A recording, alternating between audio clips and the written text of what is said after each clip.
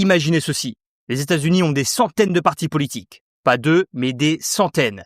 Et il n'y a pas qu'un seul président, mais 4, qui dirigent ensemble le pays. Et l'un d'entre eux n'est même pas une personne, mais un État tout entier qui agit comme un président collectif. Et chaque État, du California au Rhode Island, peut bloquer n'importe quelle grande décision de la politique étrangère, comme l'ordre de Trump de bombarder l'Iran. Ça paraît un peu chaotique, non ?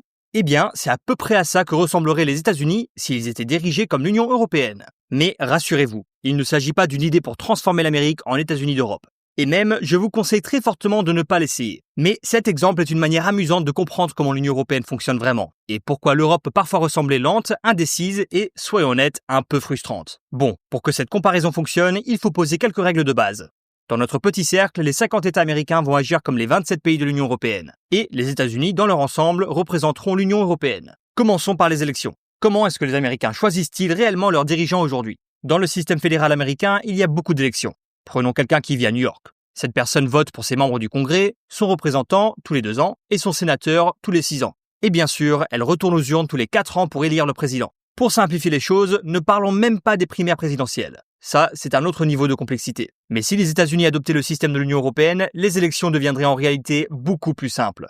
Et croyez-moi, c'est probablement la seule fois de toute cette vidéo que j'utiliserai le mot simple. Dans l'Union européenne, les citoyens n'élisent directement qu'une seule institution, le Parlement européen, tous les 5 ans. Donc, dans notre version à la européenne des États-Unis, on remplacerait toutes ces élections, président, sénateur, représentant, par une seule, les élections du Parlement américain. Et oui, on va aussi donner des noms européens aux institutions américaines. Et c'est là que les choses deviennent intéressantes, car la manière dont ce Parlement serait élu est très différente. En Europe, chaque pays a ses propres partis politiques. Par exemple, aux Pays-Bas, on peut choisir parmi une vingtaine de partis, parfois plus de 27. Et ces partis n'ont rien à voir avec ceux pour lesquels on vote en Allemagne ou en Espagne. Donc, si on copie ce système, chaque État américain aurait aussi ses propres partis. Fini les républicains et fini les démocrates. À la place, un magnifique chaos de petits partis locaux. Les habitants de New York voteraient pour leur parti préféré de l'État et ces résultats seraient ensuite regroupés pour former notre tout nouveau Parlement américain, avec un nombre de sièges attribués plus ou moins selon la population de chaque État. Résultat, plus de 200 partis d'État représentés au Parlement américain. Oui, 200, et pas 2. Alors, pour que tout cela fonctionne au minimum, ces partis devraient se regrouper en coalition, en général entre 6 et 8 grands blocs. On y retrouvait de tout, de l'extrême gauche à l'extrême droite, en passant par les centristes, les écolos, les libertariens, et sans doute quelques mouvements du genre « Make Pineapple Pizza Great Again » entre les deux. Et ensuite, toutes ces coalitions devraient travailler ensemble, négocier, faire des compromis et diluer leurs idées jusqu'à ce que tout le monde soit, disons, à peu près satisfait. Ou au moins, également frustré. Bon, et où est le Sénat dans tout ça ? Est-ce qu'on le supprime complètement ? Alors non, l'Union européenne a en réalité quelque chose d'assez similaire appelé le Conseil de l'Union européenne. Mais honnêtement, similaire est un grand mot. Et c'est là que les choses commencent à se compliquer sérieusement. Car dans ce conseil, les membres ne sont pas élus directement, il est composé des ministres de chaque pays membre. Par exemple, si le sujet du jour concerne l'environnement, ce sont tous les ministres de l'environnement des 27 pays qui se réunissent. Si c'est le transport, alors ce sont les ministres des transports. Et si c'est les finances, vous l'aurez deviné. Ce sont les ministres des Finances. Dans notre nouveau modèle américain, le Sénat serait donc remplacé par le Conseil des États-Unis. Pas 100 sénateurs, mais un nombre variable de personnes, où chaque État enverrait le secrétaire ou le commissaire responsable du sujet en discussion. Par exemple, si le thème du jour est le transport, 50 commissaires au transport, un par État, se réuniraient à Washington. Très bien. Maintenant, on va rendre les choses encore plus compliquées parce que, c'est l'Union européenne. L'UE possède une institution qui n'existe pas vraiment aux États-Unis, le Conseil européen. Il réunit tous les chefs d'État ou de gouvernement, en gros les présidents et les premiers ministres des 27 pays de l'Union, et c'est eux qui décident la grande orientation politique de l'Union européenne. Donc, dans notre version américaine de l'UE, on aurait le Conseil américain, composé des 50 gouverneurs, qui se réuniraient pour décider de la direction générale que devrait prendre le pays sur les grandes questions nationales. Et sans leur soutien, le président n'aurait pratiquement aucun pouvoir réel. Ce qui nous amène tout naturellement au président.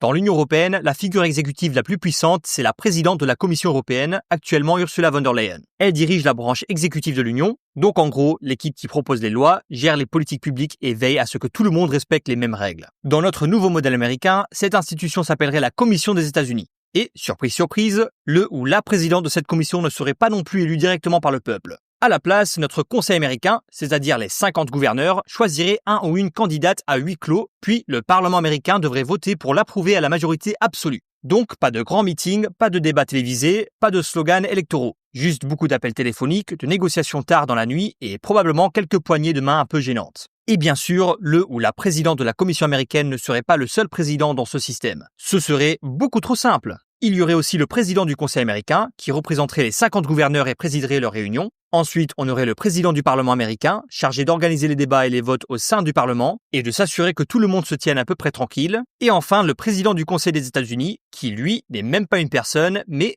un État. Oui, un État. Concrètement, un État américain différent exercerait la présidence du Conseil pendant 6 mois, il fixerait l'ordre du jour et déciderait des priorités avant de passer le relais au suivant. Donc, pendant la première moitié de l'année, c'est le Texas qui mène la danse, et la suivante, c'est le Vermont.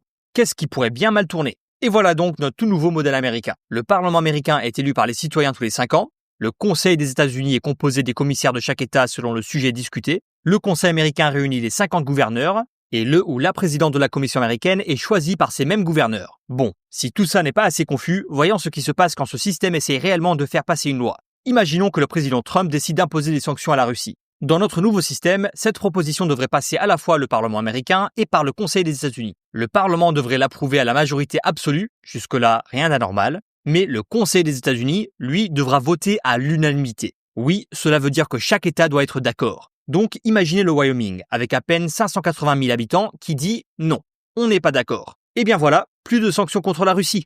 Tout s'effondre. Ce qui signifie que, dans ce modèle des États-Unis version Union européenne, tout le pays pourrait être bloqué par un seul État. Et ce n'est pas tout. Si les États-Unis fonctionnaient vraiment comme l'Union européenne, on obtiendrait quelque chose d'assez fou. Imaginez 50 armées différentes. La Californie paradant fièrement avec son propre porte-avions, le Texas en exhibant quelques-unes de plus, juste parce qu'il le peut, et le Vermont, lui, avec un seul sous-marin, qui ne marche pas tout à fait. Ensuite, il y aurait 50 systèmes d'immigration différents, chacun débattant pour savoir qui compte comme un résident ou combien de temps un visa doit durer. 50 codes du travail aussi. Un salarié pourrait être parfaitement protégé en Oregon, mais perdre la moitié de ses droits simplement en traversant la frontière vers Idaho. Et par-dessus tout ça, 50 politiques étrangères distinctes, essayant de parler d'une seule voix, tout en disant des choses complètement différentes. Ce serait le chaos total. Bon, fini de s'amuser. Cette idée de États-Unis à version européenne est un peu absurde, l'UE n'est tout simplement pas un pays comme les États-Unis. Donc la comparaison, en réalité, ne tient pas vraiment la route. Mais alors, l'Union européenne, c'est quoi, vraiment ? Techniquement, c'est une organisation intergouvernementale, un groupe de pays indépendants qui choisissent de coopérer. On pourrait dire qu'elle ressemble davantage à un modèle confédéral, la plupart des pouvoirs restent entre les mains des États membres et l'autorité centrale, comme les institutions européennes, ne peut agir que si tout le monde est d'accord. Il n'existe plus vraiment de confédération aujourd'hui, mais il y en a eu dans le passé, comme les États-Unis, sous les articles de la Confédération 1781 à 1789. À cette époque, le gouvernement central avait très peu de pouvoir. Chaque État était pratiquement indépendant et Washington, le général, pas le capital, ne s'occupait que des grandes affaires, comme la politique étrangère ou les différends entre États. Les États-Unis sont ensuite devenus un système fédéral, ce qui est très différent. Dans une fédération, le pouvoir est partagé entre le gouvernement central et les États. Les deux peuvent adopter des lois, lever des impôts et gérer leurs propres institutions. Si on imagine un spectre allant du plus centralisé au plus décentralisé, les États-Unis se trouvent quelque part au milieu. L'Union européenne, elle, est bien plus du côté décentralisé où la majorité des décisions se prennent encore au niveau national. Ici en France, on a un système très centralisé, où les grandes décisions viennent de Paris. Mais il faut retenir une chose essentielle. Le fédéralisme, ce n'est pas la centralisation. C'est le partage du pouvoir entre différents niveaux de gouvernement, pas la concentration tout en haut. Et voici ce que j'en pense. L'Union européenne doit-elle devenir un copier-coller du modèle américain ? Non, absolument pas. Il y a bien des aspects du système américain qu'il ne faut surtout pas reproduire. Mais je pense que l'Union européenne devrait aller plus loin qu'elle ne l'est aujourd'hui. Et selon moi, il y a 4 domaines essentiels où l'UE a vraiment besoin de réformes. Premièrement, l'Union doit mettre fin au droit de veto des États membres. Si une politique relève des compétences de l'UE, alors l'Union doit pouvoir agir sans qu'un seul pays puisse tout bloquer pour les autres. Deuxièmement, l'UE a besoin d'une circonscription pan-européenne. Dans la plupart des fédérations, les citoyens votent à la fois au niveau local et au niveau national. Aujourd'hui, les Européens ne votent que pour leurs partis nationaux qui forment ensuite des alliances au Parlement européen. Mais avec une circonscription pan-européenne, les citoyens pourraient voter pour des partis à l'échelle de toute l'Union, permettant à des candidats de représenter l'ensemble de l'Europe et pas seulement leur pays d'origine. Ce serait un vrai renforcement de la démocratie européenne et cela donnerait aux citoyens le sentiment de voter pour quelque chose de plus grand que la politique nationale. Troisièmement, l'Union doit élire directement le président de la Commission européenne, ou au minimum rendre le processus du Spitzenkandidat obligatoire inscrit dans la loi, pas juste une tradition qu'on peut ignorer quand ça arrange. Et quatrièmement, il faut fédéraliser la défense.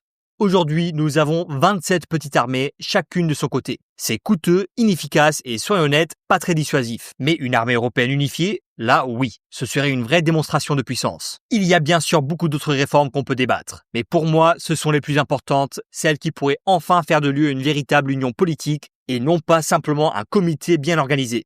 Merci beaucoup d'avoir regardé la vidéo. N'oubliez pas de laisser un like et de vous abonner pour plus de contenu. À la prochaine!